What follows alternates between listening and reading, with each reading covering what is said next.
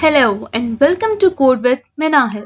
अपने आज के इस वीडियो लेक्चर में हम पढ़ रहे होंगे लूप्स के बारे में और इसका स्ट्रक्चर और सिंटैक्स देख रहे होंगे और साथ में कुछ प्रैक्टिस क्वेश्चन सॉल्व कर रहे होंगे।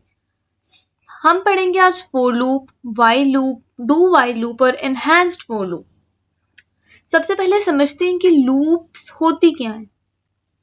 किसी काम को बार बार करना जब तक वो खत्म ना हो जाए उसको हम कहते हैं लूप्स।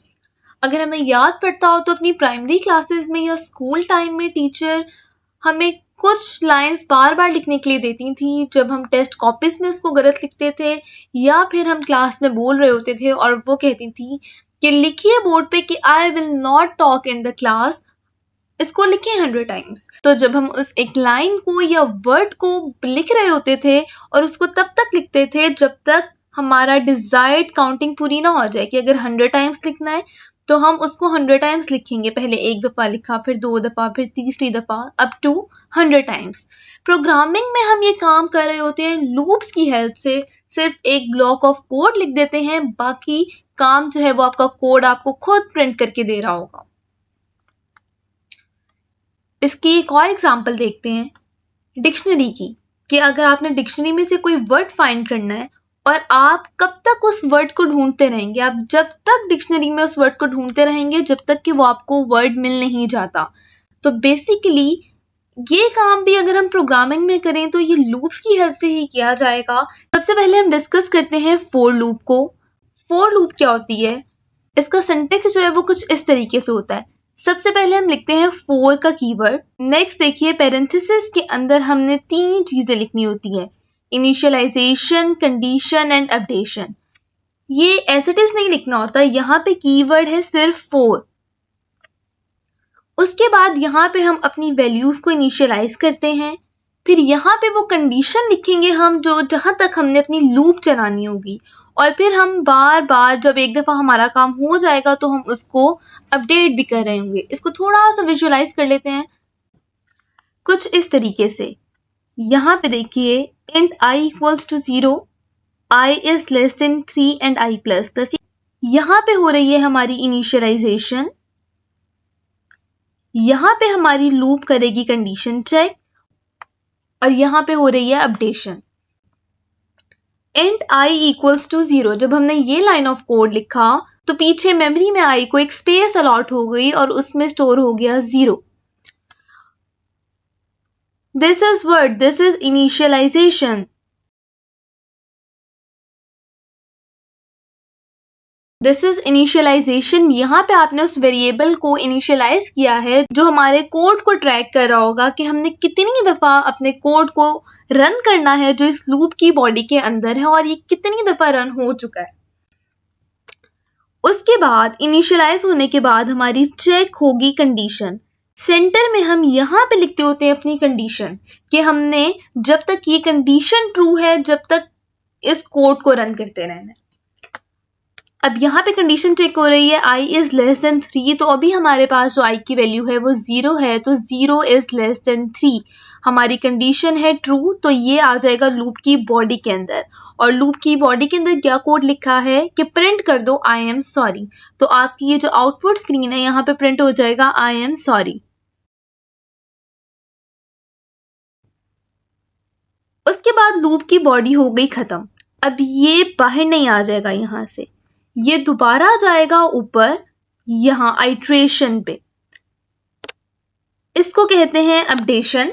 यहाँ पे अपडेट हो रहा है आपका वेरिएबल, और अपडेट किस तरीके से हो रहा है कि यहाँ पे लिखा हुआ है I प्लस प्लस, यहाँ पे हो रहा है आपका I इंक्रीमेंट, और जब भी 2 प्लस के साइन लगे हुए होते हैं आपके वेरिएबल के साथ तो इसका मतलब है कि उसमें 1 ऐड हो जाएगा। तो अब आपकी I की वैल्यू जो कि पहले 0 थी ये अब हो जाएगी 1। इंक्रीमेंट होने के बाद दोबारा चेक होगी आपकी कंडीशन, क्या अब I जो है वो 3 से छोटा है। अब I की वैल्यू है 1, तो क्या 1 3 से छोटा है? बिल्कुल, अभी भी हमारी कंडीशन ट्रू हो रही है। तो दोबारा हम आ जाएंगे लूप की बॉडी के अंदर और दोबारा हम प्रिंट कर रहे होंगे अपनी ये लाइन I am sorry। उसके बाद ये दोबारा ऊपर जाएगा, यहाँ पे दोबारा अपडेट होगा आपका i, अब दोबारा इंक्रीमेंट हो रहा है यहाँ पे, तो अब i की वैल्यू जो है वो 1 से हट के हो जाएगी 2।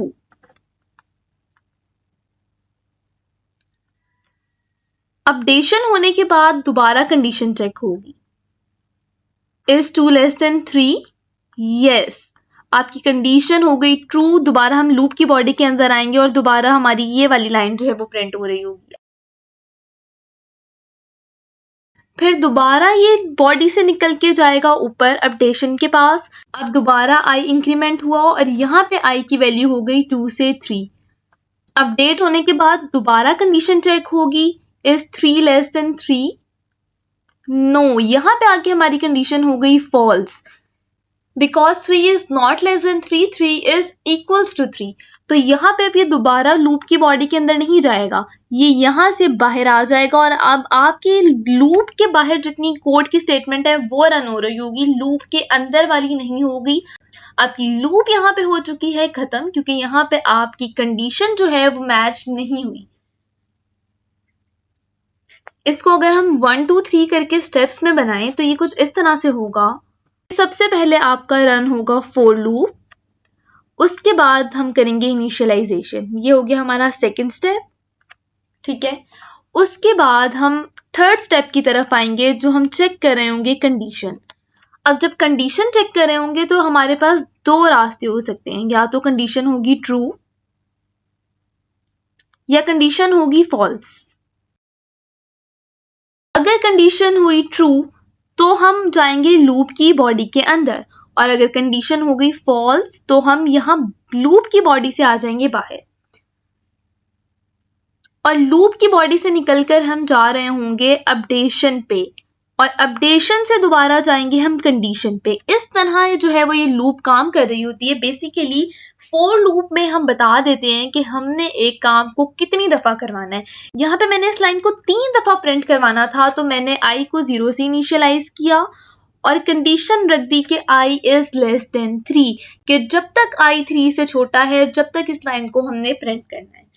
यहाँ पे हम i को 1 से भी तो इनिशियलाइज कर सकते थे, क्योंकि हमने 1 से लेके 3 तक अपनी स्टेटमेंट को प्रिंट करवाना है, 1 2 and 3।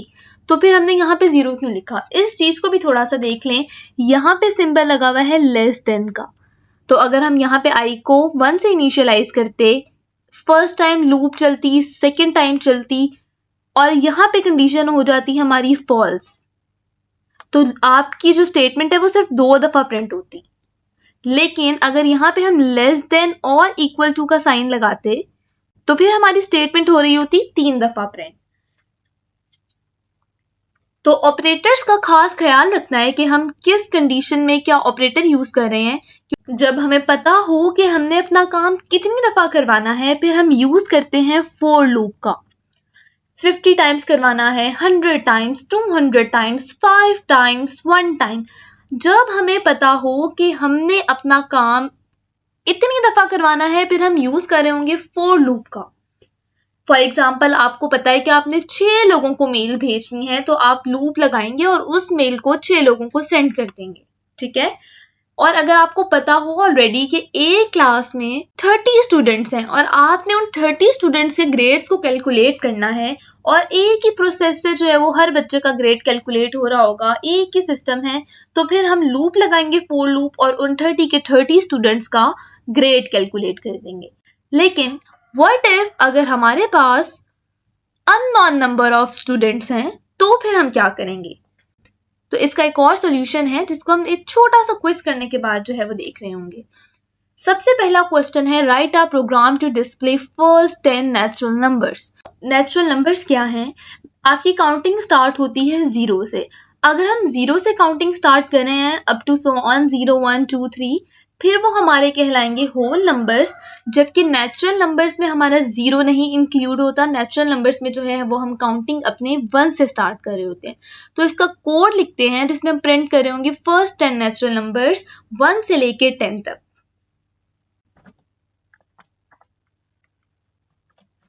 Programme to print first 10 natural numbers. यहाँ पे हम लगाएंगे अपनी loop int I equals to 1। अब हमने अपने नंबर्स को प्रिंट करवाना है 1 से, इसीलिए हमने यहाँ पे इसको 1 से इनिशियलाइज किया है। अगर हमने होल नंबर्स प्रिंट करवाने होते तो हम फिर इसको 0 से इनिशियलाइज कर देते। और हमारी लूप कब तक चलेगी? हमारी लूप चलेगी 10 तक, और हम I को इंक्रीमेंट कर रहे होंगे, मतलब, और हम यहाँ पे I को ही प्रिंट करवा देते हैं।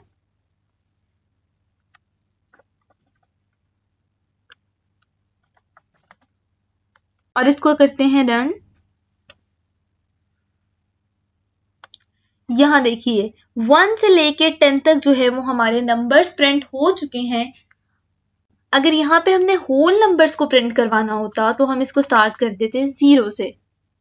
तो ये क्वेश्चन हम कर चुके हैं। नेक्स्ट क्वेश्चन है write a program to display sum of first 10 natural numbers.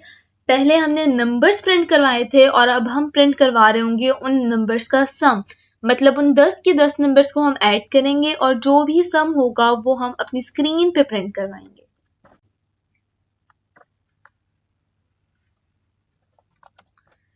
इसको किस तरह से करेंगे? हम एक वेरिएबल बना लेते हैं यहाँ पे सम, जिसको हम कर देते हैं 0। अब हम अपनी लूप लगाएंगे int I equals to 1 और I is less than and equals to 10 और I को करेंगे प्लस प्लस। हम यहाँ पे ये लाइन ऑफ कोड लिखेंगे।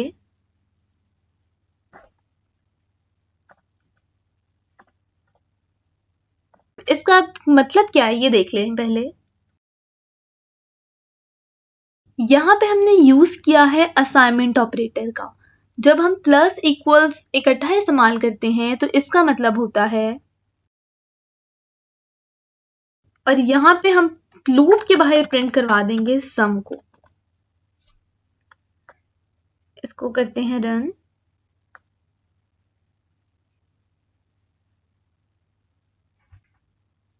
और यहाँ पे हमारे पास सम प्रिंट हो चुका है फर्स्ट 10 नेचुरल नंबर्स का। प्रोडक्ट भी कैलकुलेट कर सकते हैं फर्स्ट 10 नंबर्स का। वो किस तरीके से? वो ऐसे, यहाँ पे सिर्फ हम प्लस के बजाय लगा रहे होंगे मल्टीप्लाई, ठीक है। और यहाँ पे नाम जो है वो सम से कर देते हैं प्रोडक्ट। इससे कोई फर्क नहीं पड़ेगा, लेकिन टेक्निकली यहाँ पे प्रोडक्ट ही होना चाहिए।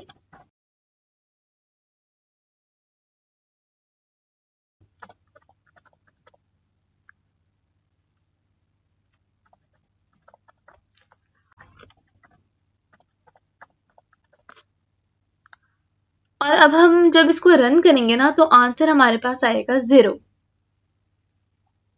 ये देखें आंसर 0 क्यों आया?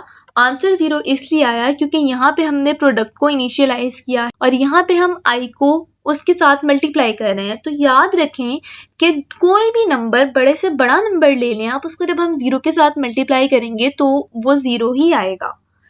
तो यहाँ पे हम प्रोडक्ट को 1 से इनिशियलाइज करेंगे फिर, और यहाँ पे जब हम 1 से इनिशियलाइज करेंगे तो हमारे पास फिर बिल्कुल सही आंसर आएगा, विच इज दिस। नेक्स्ट है write a program to print table of the given integer using for loop. यहाँ पे हम यूजर से नंबर इनपुट लेंगे और उसका टेबल प्रिंट कर रहे होंगे। यहाँ पे इसको थोड़ा सा देख लेते हैं कि अगर यूजर ने हमें दिया 2 कि 2 का टेबल प्रिंट करें तो इसको हम किस तरह प्रिंट कर रहे होंगे। अगर हम टेबल को देखें थोड़ा सा तो वो इस तरह से है।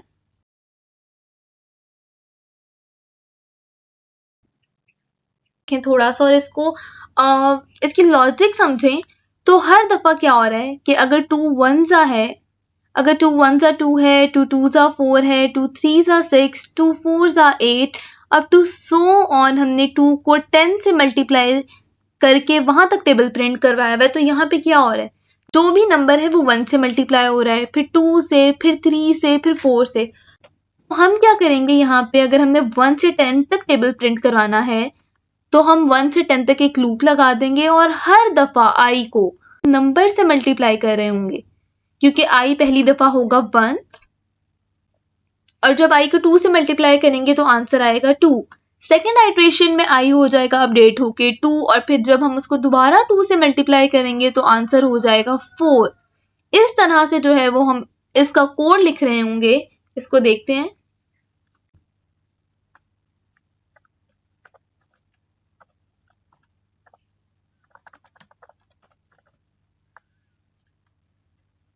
इसको कर देते हैं रिमूव और यहाँ पे अब हमने लेना है यूजर से इनपुट। तो यहाँ पे हमने अपने स्कैनर क्लास का ऑब्जेक्ट क्रिएट करना पड़ेगा।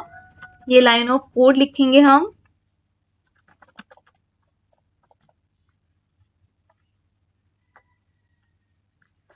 साथ ही अपनी फाइल में सबसे ऊपर ये import java.util.scanner स्टेटमेंट लिखेंगे।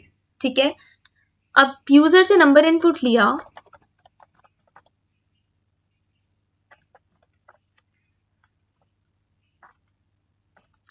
एक और बात मैं आपको बताती चलूं, यहाँ पे जो मैंने SC लिखा है ना, ये मैंने खुद से नाम दिया है। अगर आप यहाँ पे इसको IN कर लें तो फिर हम जब भी इनपुट ले रहे होंगे हमें IN डॉट नेक्स्टेंट लिखना पड़ेगा। तो इस चीज से कंफ्यूज नहीं हो जाना।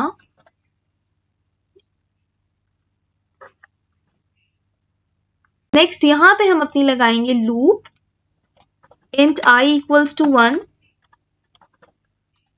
I is less than and equals to 10 and I plus plus। और इस लूप में क्या करेंगे, हम प्रिंट करवाएंगे अपने टेबल को। अब हमें नहीं पता कि यूजर क्या नंबर एंटर करेगा, तो यहाँ पे हम लिखेंगे num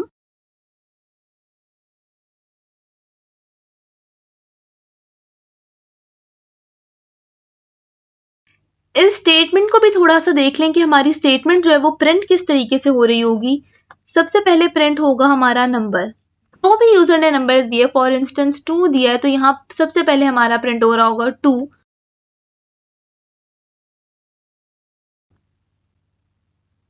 नेक्स्ट प्रिंट हो रहा होगा हमारा I, जिसके साथ भी 2 मल्टीप्लाई हो रहा होगा। I की वैल्यू है 1, तो यहाँ आ जाएगा 1। फिर हमारा प्रिंट होगा इक्वल्स और नेक्स्ट हमारा प्रिंट हो जाएगा num इंटू आई। नंबर जो है वो I से मल्टीप्लाई होगा और यहाँ प्रिंट हो जाएगा। तो हमारा इस तरह से टेबल प्रिंट हो रहा होगा। रन करने से पहले ना यहाँ पे हम प्रिंट भी करवा देते हैं कि एंटर अ नंबर, ताकि पता चल जाए कि यहाँ पे अब इस पॉइंट पे जो है वो नंबर एंटर करना है।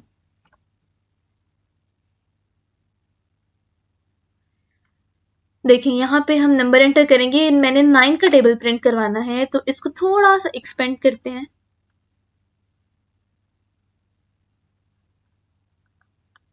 तो देखिए सबसे पहले उसने मुझे कहा कि नंबर एंटर करो। यहाँ पे मैंने 9 एंटर किया और उसने मुझे पूरा 9 का टेबल लिख के दे दिया। अगर मैं चाहती हूँ कि मेरा टेबल जो है वो 20 तक प्रिंट हो, तो यहाँ पे मैं कंडीशन अपनी चेंज कर दूंगी कि मेरी लूप 20 टाइम्स चले।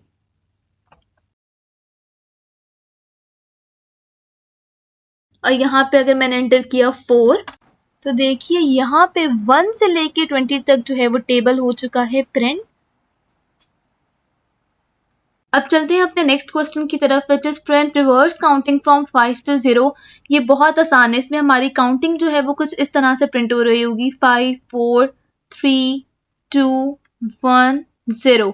इसमें जो हम अपनी लूप है वो 5 से स्टार्ट कर रहे होंगे और यहाँ पे हमारी कंडीशन होगी कि जब तक हमारा जो वेरिएबल है वो 0 के इक्वल नहीं हो जाता तब तक हमारी लूप चलेगी। और यहाँ पे हम अपडेशन में अपने आई को कर रहे होंगे डिक्रीमेंट। इस चीज को देख लेते हैं। डिक्रीमेंट में जो हमारा वेरिएबल है उसमें से 1 माइनस हो जाता है। इसका कोड लिख के देखते हैं। यहाँ पे हम लिखेंगे अपनी for loop, for int I equals to 5 until i is greater than or equal to 0। हम अपने i को यहाँ पे कर रहे होंगे डिक्रीमेंट, और यहाँ नेक्स्ट लाइन हम प्रिंट करवा रहे होंगे अपने i को। देते हैं प्रिंट, इसको रन करके देखते हैं। तो यहाँ पे देखिए, यहाँ पे हमारे नंबर्स जो है वो 5 से लेके 0 तक हो चुके हैं प्रिंट। नेक्स्ट बात करते हैं हम अपनी इनफिनिट फॉर लूप की। इसमें यहाँ पे कंडीशन आपकी हमेशा ट्रू ही रहती है और आपकी लूप जो है वो चलती ही रहती है। जैसे कि नाम से ही पता चल रहा है कि इनफिनिट, कि ये जो है वो कभी ना खत्म होने वाली लूप है। इसमें जो कंडीशन होगी वो हमेशा ट्रू होगी और हमारी लूप जो है वो बगैर रुके चलती ही रहेगी। इसको देखिए, अभी हमने ये कोड लिखा था। अगर यहाँ से मैं i माइनस माइनस को हटा दूं, मतलब अपने i को अपडेट ही ना करूं, तो इस सूरत में हमें क्या कॉन्सिक्वेंसेस का सामना करना पड़ेगा। यहाँ पे फिर मेरी जो लूप है वो चलती ही रहेगी। ये लूप जब तक चलती रहेगी जब तक हमारे कंप्यूटर की जो मेमोरी है वो भर नहीं जाती। और एक इनफिनिट फॉर लूप को लिखने का एक और तरीका भी ये भी है कि यहाँ पे मैं सब कुछ हटा दूं और सिर्फ 2 सेमीकोलन लगा दूं और यहाँ पे हम कुछ भी प्रिंट करवा लेते हैं कि इनफिनिट फॉर लूप। इसको रन करके देखते हैं और यहाँ पे देखें ये आपका जो इनफिनिट फॉर लूप है वो प्रिंट होता ही जा रहा है बगैर रुके। तो हमेशा जो है वो हमने अपनी कंडीशन सोच समझ के और ध्यान से लगानी है कि कहीं जो लूप है वो हमारी इनफिनिट ना हो रही। ये थी हमारी इनफिनिट फॉर लूप। नेक्स्ट हम बात करते हैं अपने व्हाइल लूप की कि व्हाइल लूप क्या होती है। व्हाइल लूप में हम सबसे पहले लिखते हैं व्हाइल, फिर अपनी कंडीशन लिखते हैं और फिर उसके बाद जो भी कोड हमने एग्जीक्यूट करना होता है वो हम इन 2 कर्ली ब्रेसेस के बीच में लिख रहे होते हैं। इसका सिंटेक्स देख लेते हैं थोड़ा सा। सबसे पहले देखिए ये आपको कुछ नंबरिंग्स नजर आ रहे होंगे अपने। इससे पहले जो है वो व्हाइल लूप पे जाएगा हमारा कंपाइलर, उसके बाद वो चेक करेगा कंडीशन। कंडीशन जो है वो हमारी होती है बुलियन टाइप की, मतलब या तो ये होगी ट्रू या तो होगा फॉल्स। इन 2 चीजों के अलावा कोई तीसरी चीज नहीं है। तो अगर तो कंडीशन हो गई हमारी फॉल्स तो हम वहीं से आ जाएंगे लूप की बॉडी से बाहर और लूप की बॉडी के बाहर जितनी स्टेटमेंट्स हैं वो फिर एग्जीक्यूट हो रही होंगी। लेकिन व्हाट इफ जो हमारी कंडीशन है वो हो गई है ट्रू, तो उस सूरत में क्या हो रहा होगा, उस सूरत में हम जाएंगे अपने 4th स्टेप की तरफ। 4th स्टेप कैसे, 2nd स्टेप में हमने अपनी चेक की कंडीशन, 3rd स्टेप था कि अगर तो वो ट्रू है तो हम जाएंगे लूप की बॉडी के अंदर और अगर फॉल्स है तो हम लूप की बॉडी से आ जाएंगे बाहर। 4th स्टेप है हमारा कोड टू बी एग्जीक्यूटेड, फिर आपका जितना कोड लिखा हुआ होगा वो एग्जीक्यूट होगा। और 5th स्टेप में हम अपने वेरिएबल को कर रहे होंगे अपडेट। वेरिएबल अपडेट होने के बाद हम दोबारा से ऊपर जाएंगे अपने 6th स्टेप में और दोबारा से कंडीशन चेक करेंगे। इसी तरह से जो है वो आपकी लूप चल रही होगी। ये कंडीशन चेक होगी, अगर तो ट्रू है तो लूप की बॉडी के अंदर आएगा, फिर हम अपने वेरिएबल को अपडेट करेंगे, फिर वो दोबारा से ऊपर जाएगा, कंडीशन चेक करेगा और ये सर्कल जो है वो चलता रहेगा अनटिल आपकी कंडीशन होती है फॉल्स और आप आ जाते हैं लूप से बाहर। फॉर लूप में हम क्या कर रहे होते हैं, फॉर लूप में हम अपनी अपडेशन भी जो है वो ऊपर ही कर रहे होते हैं लूप की बॉडी से बाहर, लेकिन यहाँ पे हम अपडेशन जो है वो अपनी लूप की बॉडी के अंदर करते हैं अपने वेरिएबल की। फॉर लूप में हमें पता होता है कि हमने कितनी दफा अपनी लूप को चलाना है, जबकि व्हाइल लूप में हमारे पास अननोन नंबर ऑफ आइटरेशंस होती हैं कि हमें नहीं पता होता कि हमने लूप को किस टाइम पे स्टॉप करना है। अभी थोड़ी देर पहले हमने फॉर लूप पे एक एग्जांपल डिस्कस की थी स्टूडेंट्स वाली कि अगर आपको पता है कि आपकी क्लास में 30 स्टूडेंट्स हैं तो आप फॉर लूप यूज करेंगे। लेकिन अगर आपने एक अननोन नंबर ऑफ स्टूडेंट्स का ग्रेड कैलकुलेट करना है अनटिल कि क्लास में जितने बच्चे हैं उनका ग्रेड कैलकुलेट ना हो जाए। फॉर एग्जाम्पल एक क्लास है, आपने उनमें जितने बच्चे उनका ग्रेड कैलकुलेट करना है, आपको नंबर नहीं पता उन स्टूडेंट्स का, फिर आपकी कंडीशन ये होगी कि जब तक स्टूडेंट्स खत्म नहीं हो जाते या जब तक सबका ग्रेड कैलकुलेट नहीं हो जाता आप ग्रेड कैलकुलेट करते रहेंगे। तो इन सिचुएशंस में हम यूज कर रहे होते हैं अपनी व्हाइल लूप का। एक छोटा सा क्विज है, इसको करके देख लेते हैं कि input a number and print numbers from 1 up to that number using while loop. यहाँ पे हम ले रहे होंगे यूजर से एक नंबर इनपुट और इंस्टेंस यूजर ने 9 इनपुट किया है, हमें 1 से लेके 9 तक जो है वो अपनी स्क्रीन पे नंबर्स प्रिंट करवाने हैं। और यहाँ पे हम व्हाइल लूप का इस्तेमाल क्यों कर रहे हैं, क्योंकि हमें नहीं पता कि यूजर ने जो नंबर एंटर करना है वो क्या है। अगर हमें पहले से ही पता होता कि उसने 7 एंटर करना है तो हम फॉर लूप लगा के 7 तक अपनी लूप को जो है वो चला देते हैं। इसको कोड करके देखते हैं।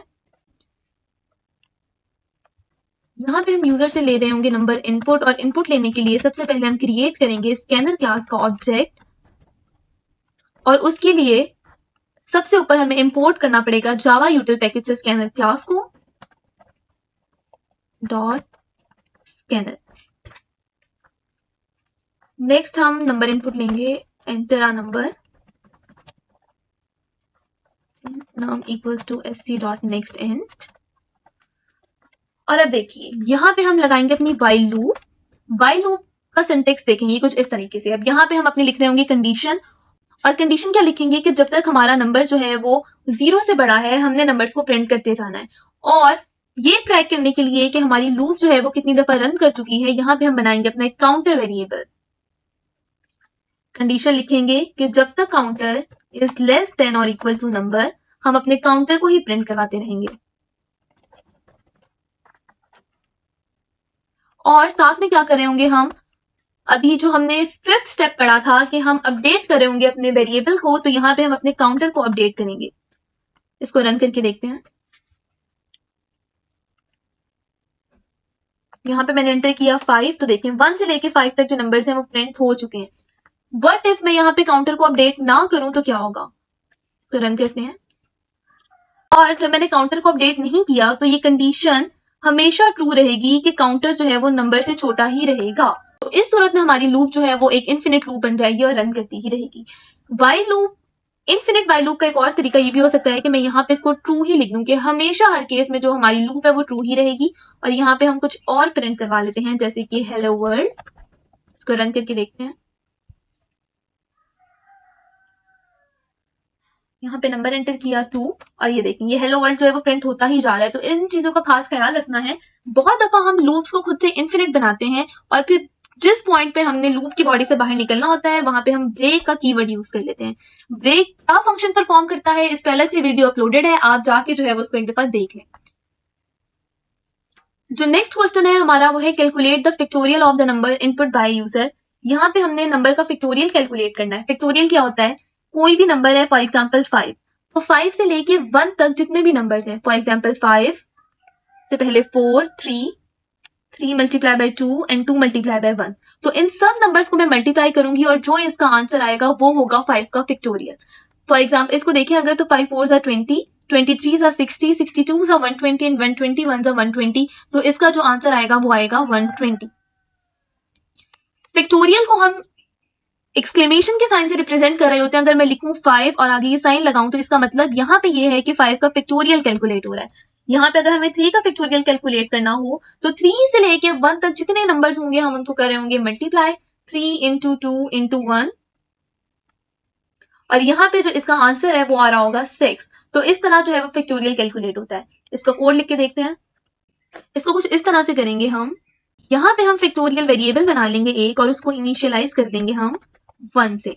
यहाँ अपनी वाइल लूप लगाएंगे कि यहाँ पे हम कंडीशन लगा लेंगे कि जब तक नंबर जो है वो हमारा 1 से ग्रेटर है हम जब तक लूप को रन करते रहेंगे, और यहाँ पे हम factorial multiply equals to number करते रहेंगे। फैक्टोरियल को नंबर से मल्टीप्लाई करो और जो भी आंसर आए उसे फैक्टोरियल को ही असाइन कर दो। नेक्स्ट हम अपने नंबर को कर रहे होंगे डिक्रीमेंट, और by the end of loop, loop की बॉडी से बाहर यहाँ पे हम प्रिंट करवा रहे होंगे अपने फैक्टोरियल को। इसका एक दफा ड्राई रन करके देख लेते हैं। सबसे पहले अगर यूजर ने नंबर एंटर किया है 3, यूजर ने नंबर एंटर किया 3, अब आपकी वाइल लूप एंड चलना शुरू होगी। यहाँ पे पहले कंडीशन चेक होगी कि क्या 3 जो है वो 1 से बड़ा है, जी है, तो factorial multiply equals to number. Factorial में इस टाइम पड़ा है 1 और आपका नंबर जो है वो है 3, तो 3 1 3, ये कैलकुलेट होगी वैल्यू और आपके फैक्टोरियल में जो है वो असाइन हो जाएगी। अब आपके फैक्टोरियल की जो वैल्यू है वो होगी इस पॉइंट पे 3। नेक्स्ट देखें, नंबर को फिर हमने कर दिया डिक्रीमेंट। नंबर जब डिक्रीमेंट हो गया तो फिर हो गया 2। दोबारा ऊपर जाएंगे, यहाँ पे कंडीशन चेक करेंगे कि 2 1 से बड़ा है, जी है, तो factorial equals two factorial into number. Factorial को नंबर से मल्टीप्लाई करो। फैक्टोरियल की वैल्यू अब है 3 और नंबर है हमारा 2, तो 3 2 6। अब फैक्टोरियल में 3 नहीं रहेगा, फैक्टोरियल में आ जाएगा 6। फिर नंबर को डिक्रीमेंट किया, इवेंचुअली नंबर हो गया हमारा 1। ऊपर जाएंगे, कंडीशन चेक करेंगे क्या 1 is greater than and equal to 1, yes, तो फिर क्या होगा, हम अपने फैक्टोरियल को नंबर से मल्टीप्लाई कर देंगे। फैक्टोरियल क्या है हमारा 6, 6 into 1, तो अब फैक्टोरियल में जो है वो 6 आ जाएगा।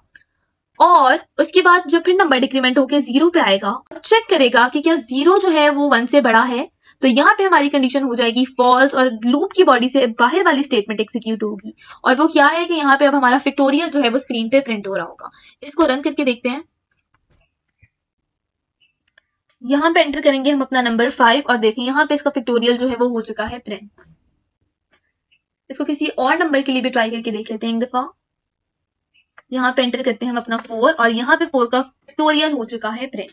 नेक्स्ट चलते हैं अपने नेक्स्ट क्वेश्चन की तरफ। नेक्स्ट हम आते हैं अपने डू वाइल लूप की तरफ, which is third type of the loop. यहाँ पे क्या हो रहा होता है, सबसे पहले देखें वाइल लूप और डू वाइल लूप में क्या डिफरेंस है। वाइल लूप हमारी कंडीशन बेस पे रन करती है, ठीक है। वाइल लूप में सबसे पहले हमारी कंडीशन चेक होती है और अगर कंडीशन ट्रू हो तो हम लूप की बॉडी के अंदर जाते हैं। लेकिन डू वाइल लूप में ऐसा नहीं है। डू वाइल लूप में आपकी कंडीशन एक ना एक दफा तो जरूर रन होगी। एक दफा आपका कोड एग्जीक्यूट हो गया, उसके बाद सेकंड टाइम पे कंडीशन चेक होगी। अगर तो कंडीशन ट्रू हुई तो हम लूप के अंदर जाएंगे, नहीं हुई तो वहीं से जो है वो हम बाहर मूव कर जाएंगे। तो फॉर लूप और वाइल लूप में ये डिफरेंस है कि हम फॉर लूप को जब इस्तेमाल करते हैं जब हमें नंबर ऑफ आइटरेशंस पता हो कि हमने कितनी दफा लूप को चलाना है। वाइल लूप में हमें number of iterations exact value नहीं पता होती। और वाइल लूप और डू वाइल लूप में जो मेन डिफरेंस है वो ये है कि while लूप हमेशा कंडीशन चेक करेगी पहले और उसके बाद कोड रन करेगी, लेकिन डू while लूप में आपका कोड एक दफा जरूर रन होगा और इसके बाद से कंडीशन जो है वो चेक होना शुरू होंगी। ये डू while लूप के कुछ क्वेश्चंस हैं। Prompt the user to enter a number greater than 0। आपने यूजर से जब तक नंबर लेते जाना है जब तक वो 0 से बड़ा नंबर एंटर नहीं कर देता। जब तक वो नेगेटिव नंबर एंटर करता रहेगा या 0 एंटर करता रहेगा, आप बार बार उससे जो है वो नंबर लेते रहेंगे। यहाँ पे हम ले रहे होंगे यूजर से नंबर इनपुट और यहाँ पे हम लिख रहे होंगे अपनी, इस कोड को कर देती हूँ मैं रेस। यहाँ देखिए हम लिख रहे होंगे डू while लूप अपनी, और डू while लूप का सिंटेक्स जो है वो कुछ इस तरीके का है। सबसे पहले डू में हम क्या लिखेंगे कि यूजर से अब हम अपना नंबर, हमने क्योंकि बार बार नंबर लेना है इसलिए हम इसको लूप की बॉडी के अंदर लिखेंगे, और वो जो भी enter C dot next and. अब यहाँ देखिए जो नम वेरिएबल है, अगर मैं उसको लूप के बाहर ही असाइन करूं, int num equals to sc dot next end, इसमें एक छोटी सी मिस्टेक है कोड में जो भी आप लोगों को थोड़ी देर में पता चलेगी। इस कोड में एक छोटी सी मिस्टेक है जो भी आप लोगों को थोड़ी देर में पता चलेगी। और हमने यहाँ पे कंडीशन क्या लगानी है, ये लूप कब तक चलेगी, ये लूप जब तक चलेगी जब तक कि जो यूजर नंबर एंटर कर रहा है वो 0 से छोटा है या 0 है। अब कोड में मिस्टेक ये थी कि मैंने नंबर को जो है वो डिक्लेयर किया है लूप के अंदर। अब मैंने लूप के अंदर डिक्लेयर किया है तो देखिए इसका स्कोप सिर्फ यही है, ये 2 कर्ली ब्रेसेस के अंदर ही मैं इसको इस्तेमाल कर सकती हूँ। फिर ये मैं इसको while में नहीं यूज कर सकती। यहाँ पे आप देखें रेड लाइन आ रही है, ठीक है। तो यहाँ पे इन केसेस में जब भी हमने किसी वेरिएबल को लूप के बाहर भी इस्तेमाल करना हो तो हमें उसको बाहर ही डिक्लेयर करना पड़ेगा int num, और यहाँ पे फिर हम उसको यूज कर सकते हैं। इसको करके देखते हैं रन। पहले नेगेटिव नंबर एंटर करके देखते हैं। ये देखें -7 -8 -5, ये बार बार जब तक मैं नंबर पॉजिटिव नहीं एंटर करूंगी ये मुझसे कहता रहेगा कि नंबर एंटर करें। इवन कि मैंने 0 भी एंटर किया है तो वो नहीं मान रहा। अब यहाँ पे हमारी लूप हो गई है टर्मिनेट, ठीक है, क्योंकि यहाँ पे हमने एंटर कर दिया एक पॉजिटिव नंबर। नेक्स्ट देखिए, write a do while loop that continuously ask the user to enter positive numbers and calculate their sum. The loop should stop when the users enter a negative number. तो एक loop हमने लगानी है और वो क्या कर रही होगी कि जब जितने यूजर ने पॉजिटिव नंबर्स एंटर किए हैं हमने यूजर से पॉजिटिव नंबर एंटर करवाते जाना है। अब वो एक नेगेटिव नंबर एंटर करेगा तो हमने लूप को कर देना है टर्मिनेट, और जितने यूजर ने पॉजिटिव नंबर्स एंटर किए हैं उसका हमने सम डिस्प्ले करवाना है। फिर इसको हम किस तरह कर रहे होंगे, लेकिन आई वुड सजेस्ट कि आप यहाँ पे वीडियो को पॉज करें, खुद से जो है वो एक दफा कोड लिखने की कोशिश करें और इसके बाद जो है वो इसका सॉल्यूशन देखें। यहाँ देखिए इस पुराने कोड में थोड़ी सी चेंजेस कर लेते हैं कि अगर तो नंबर हमारा बड़ा है 0 से या 0 है तो फिर क्या करेंगे, हम सम में अपने ऐड कर देंगे उस नंबर को। यहाँ ऊपर जो है वो हम इनिशियलाइज भी कर लेते हैं सम को, सम इक्वल्स टू 0। और लूप हमारी कब तक चलेगी, जब तक जो हमारा नंबर है वो 0 से बड़ा हो। और उन्होंने कहा है ना कि पॉजिटिव नंबर्स लेने हैं, तो यहाँ पे हम 0 को हटा देते हैं, 0 प्लस जो तो वही रहेगा, ठीक है। इसको हम करते हैं रन। यहाँ पे एंटर किया 5 7 8 5 4, और यहाँ पे आके जब मैं -7 एंटर करूंगी तो यहाँ पे लूप हो गई खत्म, लेकिन सम तो प्रिंट हो ही नहीं रहा। तो वो इसलिए नहीं प्रिंट हो रहा क्योंकि लूप के बाहर यहाँ पे हमने अपने सम को प्रिंट ही नहीं करवाया। तो यहाँ पे हम सम को प्रिंट करवाएंगे और इसको एक दफा दोबारा रन करते हैं।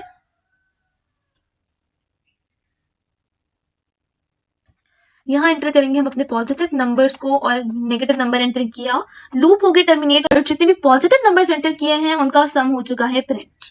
नेक्स्ट हम आते हैं अपनी इनहैंस्ड फॉर लूप की तरफ, जिसको हम फॉर ईच लूप भी कहते हैं। फॉर ईच लूप क्या है और इसका यूजेज क्या है, इसको हम समझ रहे होंगे जब हम अपना कलेक्शन फ्रेमवर्क को पढ़ रहे होंगे। लेकिन व्हेनेवर समवन आस्क यू के लूप्स के कितने टाइप्स हैं C++ में, जावा में, सो द आंसर इज 4। और वो 4 टाइप्स कौन सी हैं, वो है for loop, while loop, do while and enhanced for loop. और जो इनहैंस्ड फॉर लूप का सिंटेक्स है वो कुछ इस तरीके से है। इसको हम बाद में जो है वो अच्छी तरीके से समझ रहे होंगे कि हर चीज जो यहाँ लिखी हुई है उसका क्या मतलब है।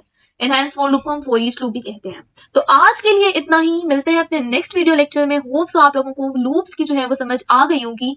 आई वुड सजेस्ट कि इसके बहुत से क्वेश्चंस जो है वो इंटरनेट पे मौजूद हैं, उनको गूगल कीजिए और उनकी प्रैक्टिस कीजिए ताकि इन चीजों पे जो है वो आपकी ग्रेप अच्छी तरीके से हो जाए।